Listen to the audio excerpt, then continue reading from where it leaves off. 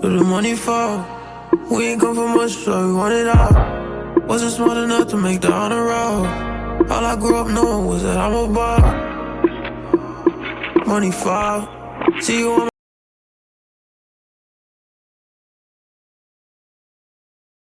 Million dollar crime families.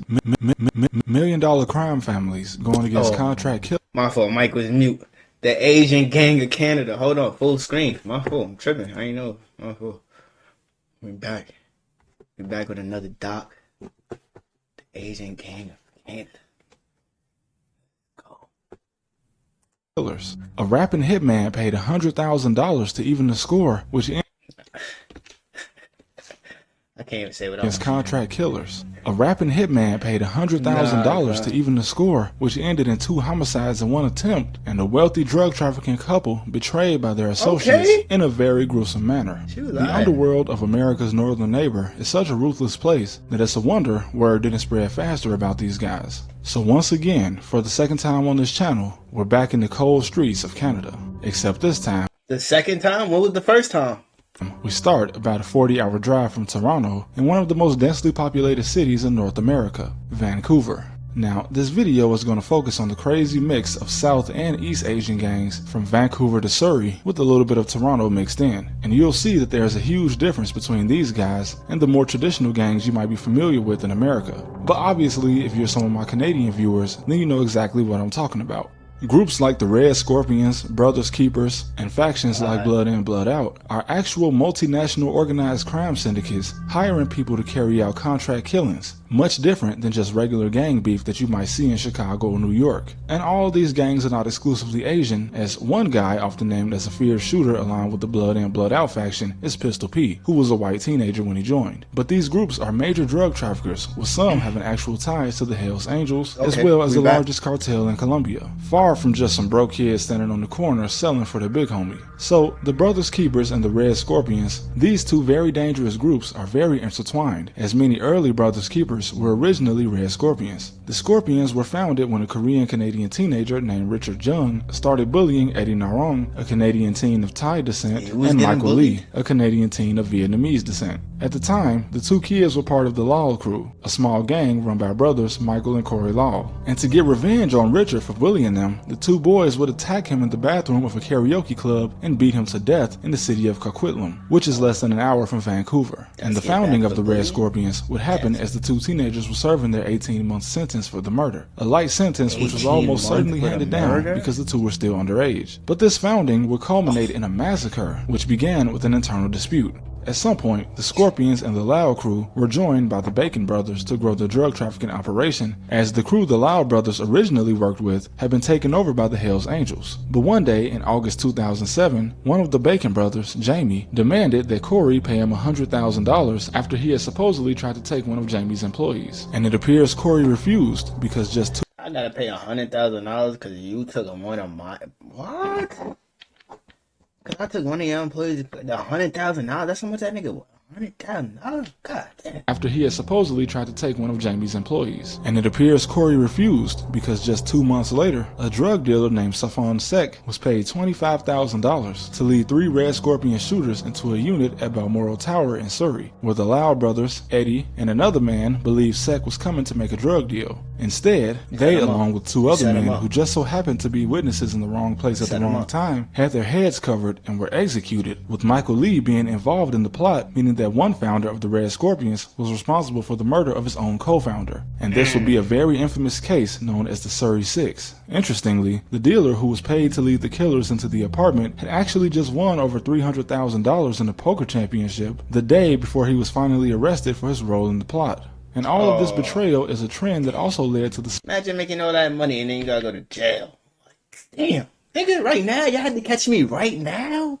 He was finally arrested for his role in the plot. And all of this betrayal is a trend that also led to the split of the Brothers Keepers and the Red Scorpions. And the Scorpions were allied with the Kane crime family, sometimes known as Blood In, Blood Out. And this split began one of the deadliest feuds in the Metro Vancouver area. And what introduced me to the Brothers Keepers was a crazy story of 2 guys being hired by a drug lord in Turkey to assassinate one of his rivals who was visiting Dubai. These were members of the Kang family, which despite being at war now, at the time they were still part of the Brothers Keepers. So these guys took a contract and flew to Dubai, where they traveled to a luxury beachfront condo where Chetan Koch was sitting in his car. And not only did these guys somehow acquire firearms after landing in Dubai, but they ambushed the man at close range and escaped from the marina in a rental car, where they then got into some type of fender bender on the way to the airport, but they still made it, caught flights, and landed back in Canada before the authorities in the UAE even figured out what happened. And trying to figure out how an attack like this could be coordinated with the weapons drop, rental car, and flights taken off just in time for these guys to not get caught in a country with a ruthless attitude toward any crime is now impossible, because just 7 days after arriving back in Canada, one of the alleged hitmen was found dead in a blueberry field. The other hitman was found in a burned out car about 40 minutes from where the first man was found.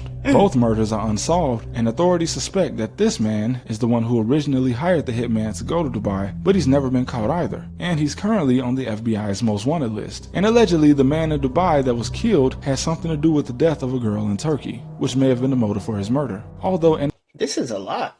I don't know about how y'all listening. This is a lot of shit going on, like with different people and different. This is a lot.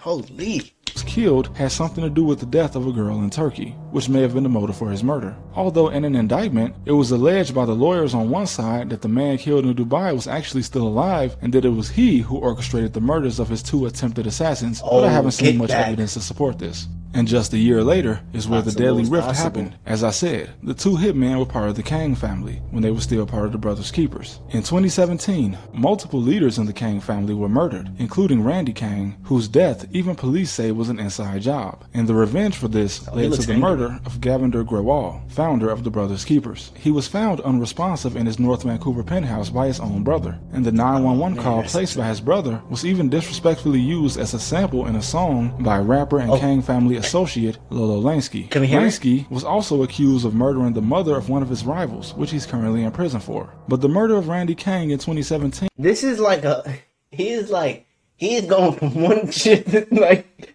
but it's gonna add up. I swear it's gonna add up. I feel like it's gonna add up. Did we hear about an Asian yet? Who was Asian? Like, I'm so confused. Like, where was the Asians back? Like, can we get back to the Asian?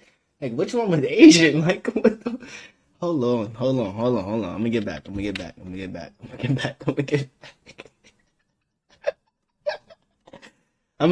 I know. He got a different style of docs. So it's just like, I'm waiting for the Asian gig.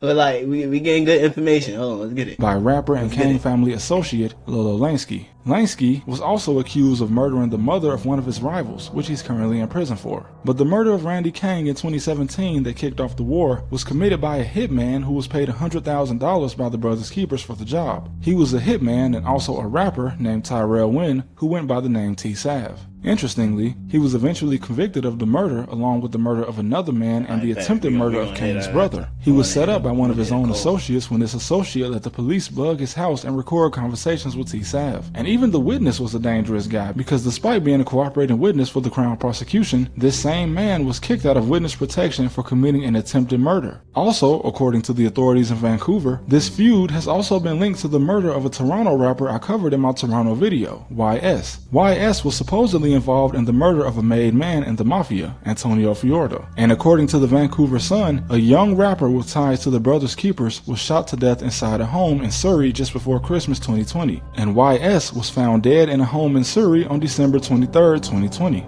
And I've even heard rumors that his own people got him. But now, I want to briefly cover some organizations that, instead of engaging in a deadly back-and-forth war, they've instead bought up over $1 billion worth of real estate from Ontario to British Columbia. Wait, is the bus connected to the wire? Wait, so the bus is like out there is like it's connected to like a wire. So it's like, what? That's different. Cause out here it ain't connected to shit. That's crazy. I've seen that before. That's tough. The Fourth War, they've instead bought up over $1 billion. That's cool. dollars worth of real estate from Ontario to British Columbia in a system called the Vancouver model. Groups such as the Triads of Vancouver and the Big Circle Boys, all gangsters with connections in China, have the precursor materials to create fentanyl imported into Canada. From there, the substance is cut into the drugs already on the streets and then sold. The profit from this is then cleaned through casinos and luxury real estate deals before being sent back to China to start the cycle all over again. And although I insist that they are less violent than some of the mixed Thai, Indian, and Vietnamese gangs, there's been a strange trend of women being murdered or almost murdered in what looks and sounds like contract killings. Although some, like this one, just look completely amateur, as a man in what I assume is a city worker disguise tries and fails to shoot a woman because his gun seemingly jams multiple times. And although the affiliation of these Just go back to your day job, bro. This is God telling you, like, this is also God saving the person in front of the person. But this is God telling you, like, yo, bro, this is not meant for you. You don't want to go to jail. Just give it up, gang. Don't even try, bro. Please, just chill. Look completely amateur, as a man in what I assume is a city worker disguise tries and fails to shoot a woman because his gun seemingly jams multiple times. And although the affiliation of these next two cases is somewhat uncertain, they are both definitely the result of organized crime, and these both take place around Ontario. So, the betrayal of an international drug dealer living a lavish life with his girlfriend and a missing luxury real estate agent whose burned remains were found in Ontario. Now, in August 2024, Anita Mui was lured from a property she was in the middle of closing a deal on when she was kidnapped, and just days later, her remains were found burned between Nobel and Perry Sound, which is essentially in the middle of nowhere. And although the police haven't tied this to any one group, the situation definitely spells out a planned hit. 6 people have been arrested in connection with the murder of the real estate agent, but the man suspected to be the mastermind was never caught, and he's believed to have fled to Hong Kong last year. Anita has a YouTube channel where she gave virtual tours of the properties she was selling, and these all appear to be the exact type of properties the international drug traffickers and money launderers from Southeast Asia have their eyes set on as part of the Vancouver model. And the alleged mastermind is also from Markham, where a lot of these strange cases have been happening, including the failed hitman in the disguise. But this last case, although it's not necessarily tied to an Asian gang, it is tied to the international drug business in Canada. Lucy Lee, a wealthy Chinese-Canadian woman and influencer, along with her boyfriend, Oliver Carafa, were both in business with Tyler Pratt, an international drug trafficker who believed Oliver to be his friend. But according to Lucy, they had some business go wrong, allegedly, and this led to a meeting at a warehouse, where Tyler and his girlfriend Jordan flew in from Vancouver thinking that a real estate agent would be there to meet them. And this is what, in my opinion, ties it to the international gangs from China and Hong Kong. But no real estate agent was coming. It was a cold February afternoon, and Jordan was waiting with Lee in a Range Rover to keep warm, while the two men were standing outside. But Jordan noticed Lee was acting weird, and before she could react, Lee opened the door and got out, and the next thing Jordan saw was Oliver aiming his gun through the door and shooting her in the chest, before executing Tyler, who was standing nearby. The couple then fled the scene briefly before returning to ensure that no one survived. But to their surprise, Jordan was gone. Panicking, they circled the area for about an hour looking for Jordan, and when they couldn't find her, they quickly fled to the airport, where they actually managed to escape to Europe. Jordan, despite being shot in the chest, had managed to crawl away and flag down help before ending up in a coma in a hospital, and unfortunately she was pregnant at the time. But she did manage to wake up from the coma and provide the police with key details, and was present in court. The couple was eventually arrested in Hungary and extradited back to Canada. Strangely, Lucy was granted bail when her family paid over $2 million to the court, but she ended up breaking her bail conditions by going on dinner dates with potential witnesses, working out at a gym in a luxury Toronto condo, and even using her cell phone unsupervised. She was promptly sentenced to life along with her boyfriend, who had actually made the news years before as a teenager when his drunk driving caused the death of one of his friends. And as any Canadian viewers watching will know, this video only scratches the surface. And there are many more stories that I found that weren't included here, but obviously if the video does well, I can make a part 2. And it goes beyond drug dealing and shooting, because even escorts, including one known escort that associates with some Southeast Asian drug trafficking gang, is known for drugging and robbing people, with one person her and her associates were accused of drugging losing his life as a result. But if anything, this video can both serve as a reminder to Americans specifically at how dangerous the underworld of Canada can be, and also a cautionary tale for any young people that may think this life is appealing. But let me know what you guys think, or if there are any stories from these groups that I left out. But thank you guys for watching, and I'll see you. That was crazy. That one was crazy. I'll watch his doc again. I'll watch something else he dropped. That's cool. That one was cool.